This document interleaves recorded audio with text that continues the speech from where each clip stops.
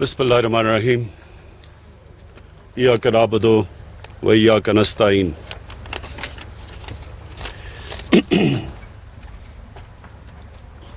अच्छा ठीक है।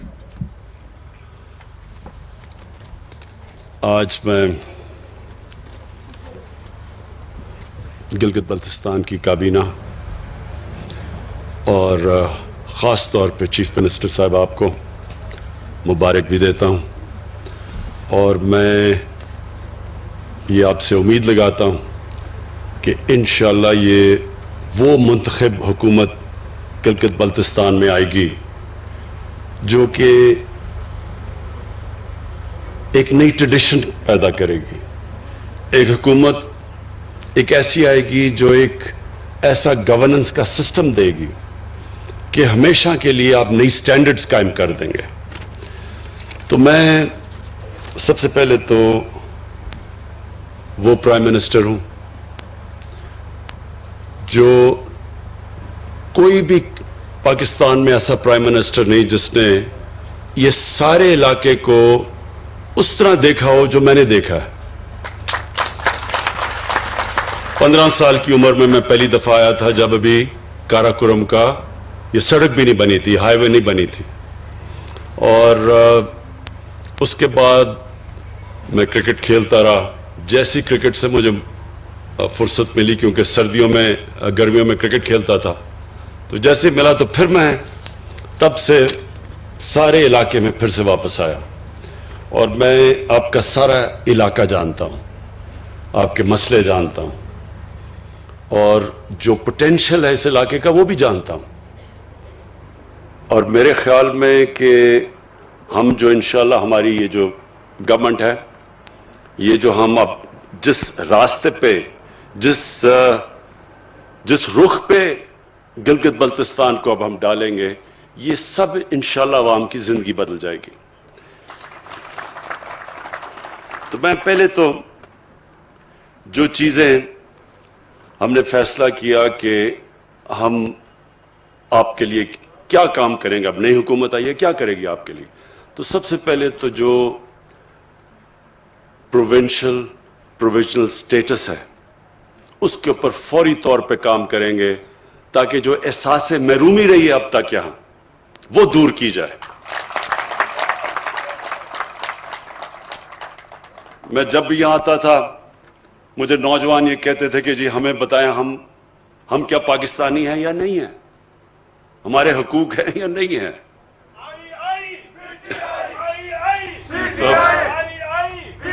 तो मुझे जी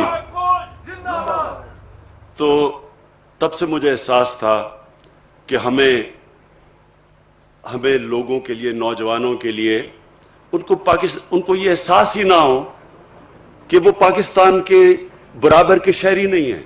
ये एहसास दूर करने के लिए जरूरी था कि ये जो हमने अब नया आपके लिए सेटअप बनाया और जो इंशाल्लाह इसके ऊपर अब डिटेल्स में काम होगा कि कैसे आपका ये प्रोविजनल स्टेटस जो प्रोविंस का है उसके ऊपर पूरी तरह काम किया जाए। और फौरी तौर पे हम कमेटी बिठाएंगे जो इसके ऊपर अब बाकायदा टाइमलाइंस के साथ काम करेगी।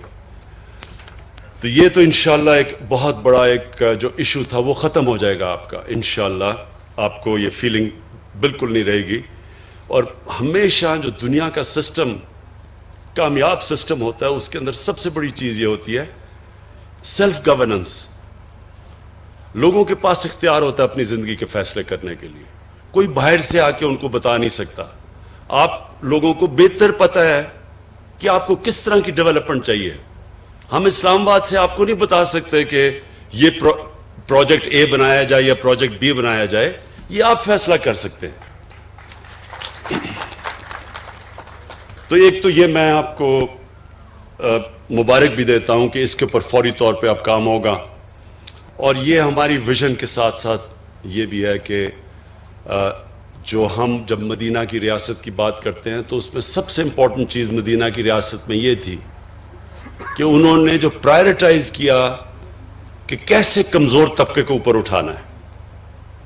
जो लोग पीछे रह गए जिंदगी की रेस में, उनको ऊपर कैसे लेके आना है। یہ نبی صلی اللہ علیہ وسلم نے مدینہ کی ریاست میں سب سے پہلے چیز کی تھی. پیسے بھی نہیں تھے, غریب لوگ تھے اس وقت, لیکن اس ریاست نے فیصلہ کیا کہ ہماری پرائرٹی ہوگی کہ جو کمزور غریب طبقہ, جو معذور ہیں, جو بیوہ ہیں, جو یتیم ہیں, ان کو ہم نے کیسے اوپر لے کے آنا ہے. تو اسی طرح نمبر 1 ہماری پرائرٹی وہ ہے. ہمارا احساس پروگرام جو ہم لے کے آئے ہیں, پاکستان کی تاریخ میں سب سے بڑا پروگرام ہے, جس کو کہتے ہیں پاورٹی ایلیویشن, غربت ختم دور کرنے کے لیے. وہ انشاءاللہ ہمارا پروگرام شروع ہے.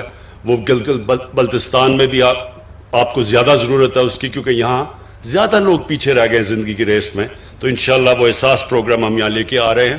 اور اس کے ساتھ ساتھ جو مجھے آپ کے لیے جو سب سے خوشائن چیز ہے, میرے خیال میں ایک غریب گھرانے کے لیے جو سب سے امپورٹنٹ چیز ہوتی ہے کہ جب اس گھر میں بیماری ہوتی ہے تو ان کے لیے بڑی مشکلوں کا سامنا کرنا پڑتا ہے, اور پیسے نہیں ہوتے ان کے پاس. وہ چیزیں بیچ دیتے ہیں, قرضے میں مقروض ہو جاتے ہیں کسی کا علاج کرواتے ہوئے. تو ہم ہیلتھ کارڈ لے کے آ رہے ہیں, سارے گلگت بلتستان کے لوگوں کے لیے ہیلتھ انشورنس لے کے آ رہے ہیں. 10 لاکھ روپیہ ایک گھر کے لیے کہ کسی بھی ہسپتال میں جا کے وہ ہیلتھ کارڈ کے ذریعے اپنا علاج کروا سکتے ہیں, 10 لاکھ تک. اس کے علاوہ جو ٹورزم ہے, کیونکہ میں آپ کے علاقے کے ٹورزم کے پوٹینشل کو جانتا ہوں, کیونکہ میں سارا دیکھا ہوا ہے آپ کا علاقہ, لہٰذا ٹورزم کے اوپر ہم پورا زور لگانے لگے. گرمیوں کے اندر تو ویسے ہی اب جو میں دیکھ رہا ہوں پچھلے 3-4 سال سے کہ یہاں ایک انقلاب آ چکا ہے ٹورسٹ کا, بلکہ یہاں جگہ نہیں ہوتی ٹورسٹ کے لیے ٹھہرنے کے لیے. سارے ہوٹل بھر جاتے ہیں, جو اپنے گیسٹ ہاؤسز لوگوں نے بنائے وہ بھی بھر جاتے ہیں. تو اور بدقسمتی سے کرونا کی وجہ سے یہ پچھلی گرمیوں میں اس طرح نہیں ٹورسٹ آ سکا. لیکن میں آپ کو یہ شور کرتا ہوں کہ 2 قسم کی جو ٹورزم ہے, ایک تو اندرونی ہماری ٹورزم ہے.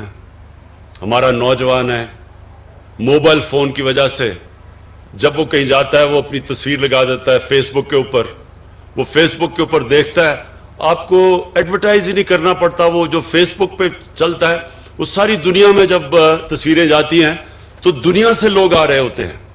میں جب یہاں 3-4 سال پہلے آیا تھا تو میں نے دیکھا کہ بیرون ملک پاکستانی, برطانیہ سے, یورپ سے پاکستانی یہاں ٹھہرے ہوئے تھے ہوٹلز کے اندر, سب ہوٹل بھرے ہوئے تھے. تو اب یہ بڑھتی جائے گی آپ کی ٹورزم.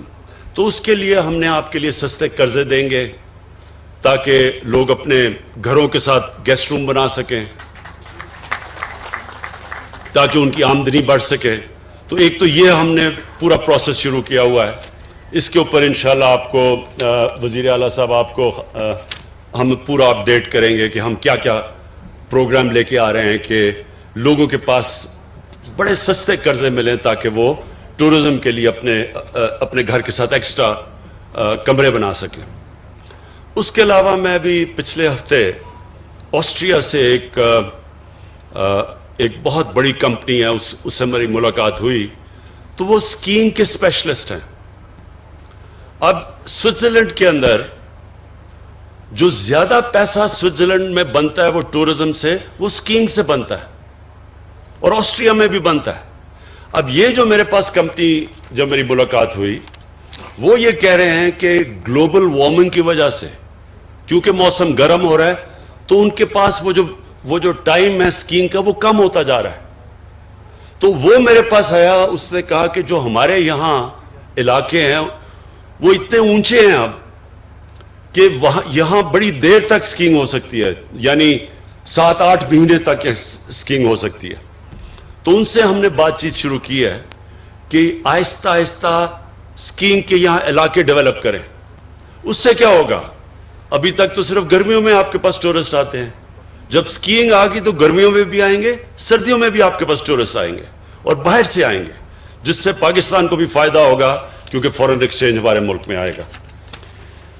اس کے علاوہ سکردو کا ہسپتال شروع کیا ہوا ہم نے 250 بیڈ کا, انشاءاللہ وہ کمپلیٹ ہو جائے گا اس کے لیے میں آپ کو اس لیے کہ مجھے پتہ ہے کہ یہاں بڑا مشکل ہوتا ہے جب لوگوں کے پاس یہاں ہسپتال نہیں ہے یا لوگوں کو اسلام آباد جانا پڑتا ہے، تو انشاءاللہ اس ہسپتال کو ہم اپ گریڈ کرتے رہیں گے.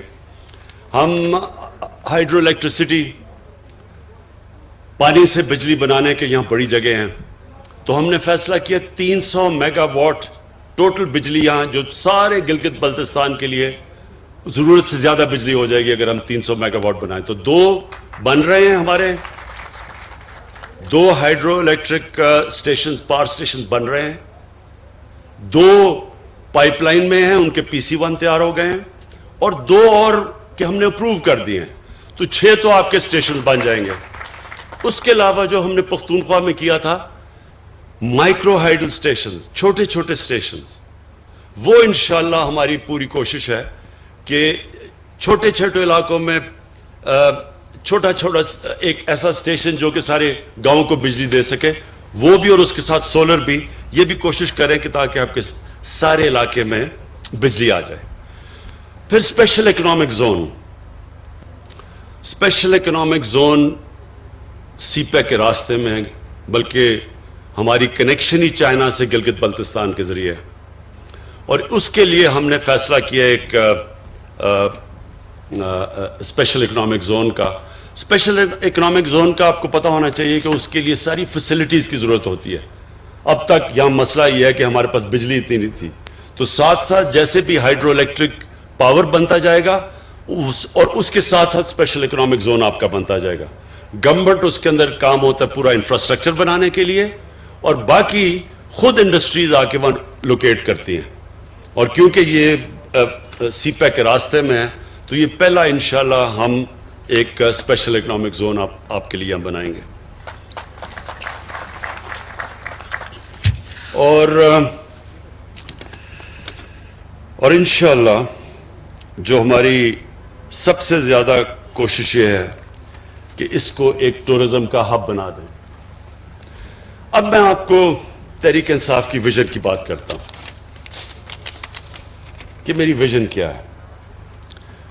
میری ویژن یہ ہے کہ ایک تو جب مدینہ کی ریاست کے اوپر چلتے ہوئے ان اصولوں پہ نچلے طبقے کے اوپر ہم پورا زور لگائیں، ان کو اوپر اٹھائیں. اللہ کی برکت آئے گی اس ملک پہ. حضرت علی رضی اللہ تعالیٰ کا قول ہے کہ کفر کا نظام چل جائے گا لیکن ظلم اور ناانصافی کا نظام نہیں چل سکتا. جس ملک میں جو ریاست اپنے کمزور طبقے کا دھیان نہیں رکھتی وہ کبھی اوپر نہیں جا سکتی. یہ ذہن میں ڈال لیں، کیونکہ اللہ غریب کی تکلیف دیکھتا ہے. اس کی غریب کی جب وہ مشکل وقت میں اس کی جو آواز ہے وہ اللہ سنتا ہے. برکت نہیں آتی ان معاشروں میں. اسی لیے ہمارے نبی صلی اللہ علیہ وسلم نے اس کے باوجود کہ ان کے پاس وسائل نہیں تھے، انہوں نے سب سے زیادہ زور اپنے کمزور طبقے کو دیا. وہی انشاءاللہ ہماری اب کوشش ہے. ہیلتھ کارڈ ہے، احساس پروگرام ہے، لیکن اس کے ساتھ ساتھ جو ہمارے علاقے پیچھے رہ گئے ہیں ان علاقوں کے اوپر بھی ہمارا سب سے زیادہ زور ہے، جس میں گلگت بلتستان ایک علاقہ ہے، جس میں ہمارا قبائلی علاقہ جو مرج ڈسٹرکٹس ہیں وہ دوسرا ہے، اور تیسرا بلوچستان ہے. ابھی جو ساؤتھ بلوچستان میں گیا تھا تربت میں، تو وہ پیچھے رہ گیا. ان کا وہ بلوچستان میں بھی کوٹا کے ارد گرد علاقے بہتر ہیں، لیکن جو ساؤتھ میں پیچھے رہ گئے. تو ادھر بھی ہم نے پوری اب زور لگا رہے ہیں کہ ساؤتھ کے اوپر بھی پورا بلوچستان کو اٹھائیں. تو ایک تو یہ ہے ہمارا. اور جو وزیر اعلیٰ صاحب آپ اور کابینہ کے لیے میرے لیے میں جو آخری بات کروں گا وہ یہ دیکھیں، جو لیڈر ہوتا ہے، لیڈر کی جو سب سے بڑی 2 کوالٹیز وہ بہت ضروری ایک لیڈر میں ہونا ہوتی ہے: صادق اور امین. دنیا کے گریٹسٹ لیڈر ہمارے نبی صلی اللہ علیہ وسلم تھے، اور ہمیں اللہ نے قرآن میں حکم دیا کہ ان کی زندگی سے سیکھو، ان کی سنت پہ چلو. وہ گریٹسٹ لیڈر کی یہ جو کوالٹی تھی کہ ان کے دشمن بھی کہتے تھے کہ یہ سچا انسان ہے. انہی کے قدموں پہ چل کے جو میں اپنا بڑا لیڈر مانتا ہوں وہ قائد اعظم محمد علی جناح ہے. قائد اعظم کے بھی دشمن سب کہتے تھے کہ یہ آدمی سچا آدمی. وہ انگریزی میں تقریر کرتے تھے قائد اعظم, عوام کو سمجھ نہیں آتی تھی لیکن کہتے تھے جو یہ کہہ رہا ہے وہ سچ ہی کہہ رہا ہے. میں یہ چاہتا ہوں کہ یہ بہت ضروری ہے کہ آپ کے اوپر جو یہ اللہ کی طرف سے ذمہ داری آتی ہے, بڑی ذمہ داری ہوتی ہے کہ آپ کو ایک خاص مقام دیا ہے وزیر اعلیٰ اور وزیروں کو کہ آپ اپنے لوگوں کی زندگی بہتر کر سکتے ہیں. تو بنیادی یہ دو چیزوں سے نہ ہٹنا, صادق اور امین. ایک حدیث ہے کہ شیطان انسان کے گناہوں کو پبلک میں نشر کر دیتا ہے. آپ چھپانے کی بھی کوشش کرتے ہیں, وہ گناہ باہر نکل آتا ہے. اب کس کو کیا پتا تھا کہ آپ نے اپنا نیب کا ہیڈ بھی رکھ لیا, آپ نے چارٹر آف ڈیموکریسی سے سمجھوتا بھی کر لیا, مکمکا بھی کر لیا دونوں سب سے. کسی کو کیا پتا تھا کہ پینما کے اندر انکشاف ہو جائے گا اور 4 جو بڑے بڑے محلات ہیں وہ باہر آ جائیں گے اور اس کے بعد آپ کی پھر سے ٹرائل شروع ہو جائے گی. دیکھیں یہ چوری چھپتی نہیں ہے, اور یہ چوری کو چھپانے کے لیے, ایک جھوٹ کو چھپانے کے لیے 100 جھوٹ بولنے پڑتے ہیں. اور وہ جو انسان پیسہ بناتا ہے اپنی اولادوں کے لیے تو اولادوں کو بھی جھوٹ بولنا پڑتا ہے. اینڈ میں وہ پیسہ بچانے کے لیے وہ بھی سارا دن جھوٹ بولتے رہتے ہیں. اس پیسے کا کیا فائدہ جو آپ کی بھی تباہی کرتا ہے, آپ کی اولادوں کی بھی تباہی کرتا ہے. یہ جو حرام کا پیسہ ہے یہ ایک اللہ کی لعنت ہے. میں دونوں آصف زرداری اور نواز شریف کو 30-40 سال سے جانتا ہوں. میں نے ان کے اوپر اللہ کا عذاب آتا دیکھا ہے. یہ ہمارے لیے عبرتناک ہے. اپنی زندگی میں دیکھا ہے ان کے اوپر کہ ان کی کیا حالت بنی. کبھی جیل میں جا رہے ہیں, کبھی باہر آ رہے ہیں, کبھی جھوٹ بول کے لندن جا رہے ہیں, کبھی سعودی عربیہ جا رہے ہیں, سب کے چوری کا پیسہ بچانے کے لیے. پھر بچوں کو جھوٹ بولنا پڑ رہا ہے کہ لندن تو چھوڑو, پاکستان میں بھی کوئی پراپرٹی نہیں ہے. پھر یہ پوری اے پی ڈی ایم کیمپین کر رہی ہے. کرونا میں لوگ مر رہے ہیں, بیماریاں بڑھتی جا رہی ہیں, ہر روز اموات بڑھتی جا رہی ہیں. کل ہماری 3-2.5 مہینے کے بعد سب سے زیادہ لوگ ہمارے کرونا سے گئے تھے, 70 سے اوپر. لیکن وہ جلسے کر رہے ہیں. پتہ ہے کہ جب لوگ جمع ہوتے ہیں تو کرونا پھیل جاتی ہے, سب کو پتہ ہے. سارے میڈیکل ورکرز, ڈاکٹرز, نرسز ہمیں کہہ رہے ہیں کہ جی پریشر پڑتا جا رہا ہے ہسپتالوں میں, اور وہ جلسے کر رہے ہیں. اس لیے کیوں کر رہے ہیں؟ چوری بچانے کے لیے. حرام کا پیسہ انسان کو تباہ کر دیتا ہے. کسی ڈاکٹر سے پوچھ لیں کہ جو سب سے بڑا بیماریوں کی جڑ ہے نا, جس سے کینسر بھی پھیلتی ہے, ہارٹ ڈیزیز بھی, بلڈ پریشر بھی, ڈائبٹیز بھی, وہ ہے سٹریس, ذہنی دباؤ. یہ سب سے زیادہ انسان کو نقصان پہنچاتا ہے. سب سے زیادہ بیماریوں کی ڈر سٹریس ہے. اور اگر آپ نے سٹریس دیکھنا تھا تو کل ایک ہارٹ ٹاک کا انٹرویو ہوا تھا جدھر اسحاق ڈار, پاکستان کے وہ پرانے وہ جو فائنانس منسٹر, ان کی شکل دیکھ لیتے. اس پروگرام میں اس کی شکل دیکھیں تو آپ کو پتا چلے گا کہ سٹریس کیا ہوتا ہے. اگر وہ نہیں بھی اس کو ہارٹ, اس نے کہہ رہا تھا کہ میرا کوئی ہارٹ کا مسئلہ ہے, اگر وہ نہیں بھی آیا تو اس سے ہو جانا تھا. جھوٹ پہ جھوٹ بولنے جا رہا ہے, ساری دنیا دیکھ رہی ہے, سب دیکھ رہے ہیں. تو میں آپ سے یہ آج ایز پرائم منسٹر, آپ کی پارٹی کا ہیڈ, خاص آپ کو تاکید کرنا چاہتا ہوں. بہت بڑی ذمہ داری ہے آپ کے لیے. جتنی آپ اپنے لوگوں کی خدمت کریں گے, آپ کو اللہ بھی آپ سے خوش ہوگا, اور جب اللہ خوش ہوتا ہے تو آپ کے دل میں سکون ہوتا ہے. زندگی آپ کی جتنی مرضی مشکل ہو, سوئیں گے آپ اچھی نیند, کوئی آپ کے اوپر دباؤ نہیں ہوگا. लोगों की दुआएं आएंगी आपको। जब आप एक इंसानियत की मदद करते हैं, ये याद रखें, अल्लाह आपसे खुश होता है। जब अल्लाह आपसे खुश होता है तो आपकी रूह खुश होती है, और रूह कनेक्टेड है अल्लाह के साथ, और वो इंसान को सुकून देती है। हमारे नबी सल्लल्लाहु अलैहि वसल्लम, उनकी जिंदगी आसान नहीं थी। हम कुरान में सिर्फ हम अपनी नमाज जब पढ़ते हैं तो हम एक ही चीज मांगते हैं कि अल्लाह उनके रास्ते पे लगा जिनको तूने नेमतें बख्शी हैं। तो अल्लाह को तो हबीब एक ही था, कुरान में तो एक अल्लाह का हबीब है नबी सल्लल्लाहु अलैहि वसल्लम। तो उनकी, इसका मतलब कि हमें अल्लाह कह रहा है कि उनकी जिंदगी से सीखो। तो नमाज में तो हम ये कह रहे हैं ना कि अल्लाह उनके रास्ते पे लगा। तो उनका रास्ता आसान नहीं था, बड़ा मुश्किल रास्ता था, बड़ी ऊंच नीच मुश्किल वक्त गुजारा उन्होंने, लेकिन सुकून था उनको।